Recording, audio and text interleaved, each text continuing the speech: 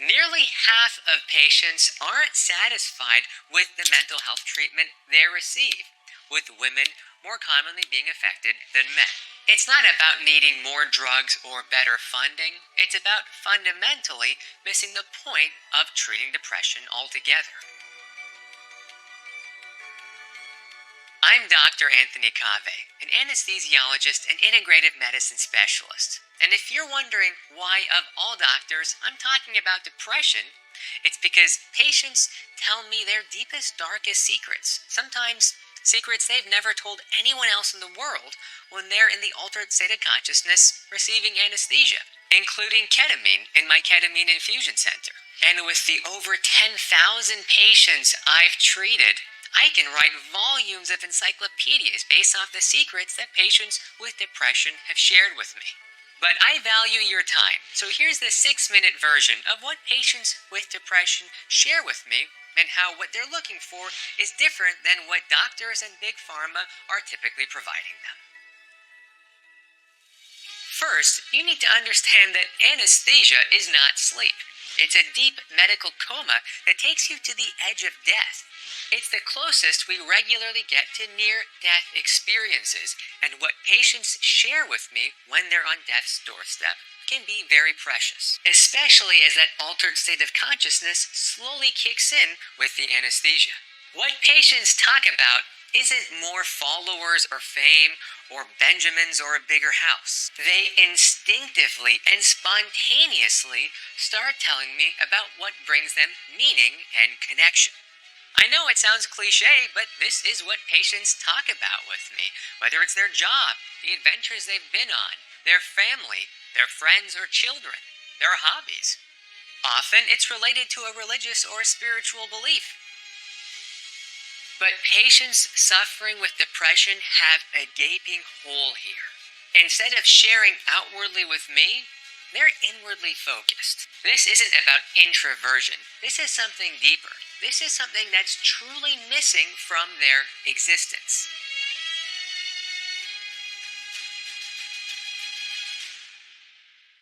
In Western medicine, we use the Greek word anhedonia, literally meaning not having pleasure in doing things. Have you heard of this word when we describe depression or other mental health conditions?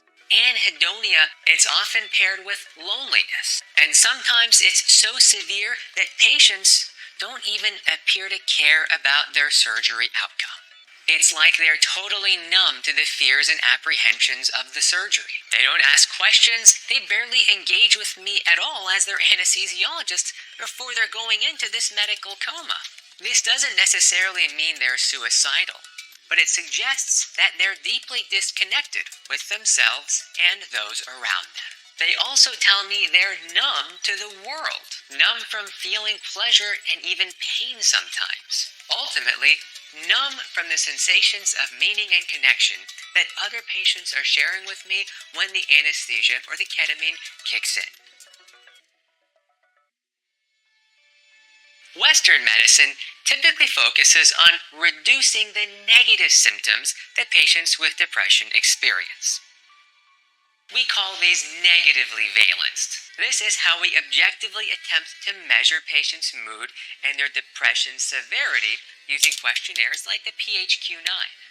These questions pick at the presence or absence of negative symptoms, like feeling bad about yourself, feeling hopeless, or not having energy. To justify using these medications, we literally want patients to score lower on these questionnaires to prove that they're experiencing fewer of the negative symptoms. We consider a successful medication trial one that helps patients feel less bad, like less bad about themselves, having less insomnia or trouble sleeping, or less suicidality. This is very important, no question about it. But is this what patients really care about? Do we want to remove disease, or do we want to feel better about ourselves? They're not the same thing, and conventional medical approaches don't address both of these equally. But what do you think? What's your experience at the doctor's office been when you discuss your mental health? Let me know in the comments below. And if this is resonating with you, hit the like button and subscribe to keep up with all of my self-empowering content based on my medical experience here in surgery and in the altered states of consciousness that we usually don't have access to. Instead of just reducing suicidality, hopelessness, or worthlessness, patients suffering with depression are also looking to improve the positive valence, or the positive symptoms associated with our mood. This includes things like social connection, purpose and meaning, optimism and self-confidence, so that we can function better and show up for ourselves and our loved ones. Ideally, we would pursue treatments that reduce negative valence symptoms and increase these positive valence symptoms. But do we have any treatments in modern medicine that can address both?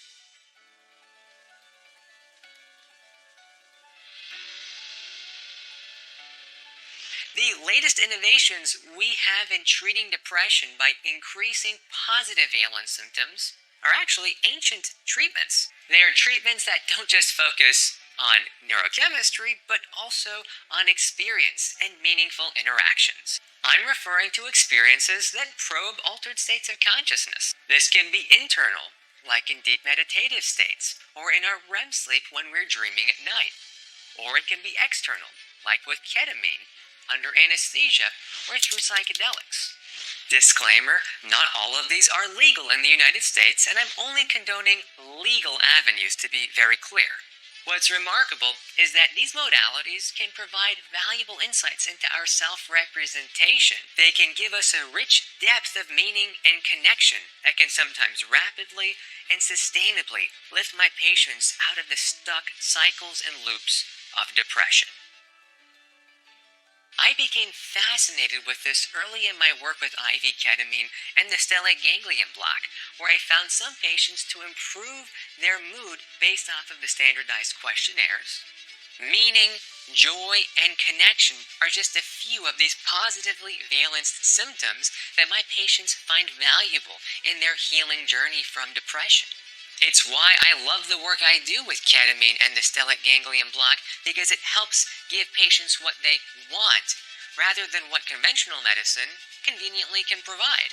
I'm not against conventional Western medicine, but I am opposed to being tone deaf to the needs of patients who are struggling with depression. I believe health is much, much more than simply the absence of disease. And it has to do with that meaning, purpose, and connection that patients keep telling me about, whether they're fully awake or whether they're in that altered state of consciousness.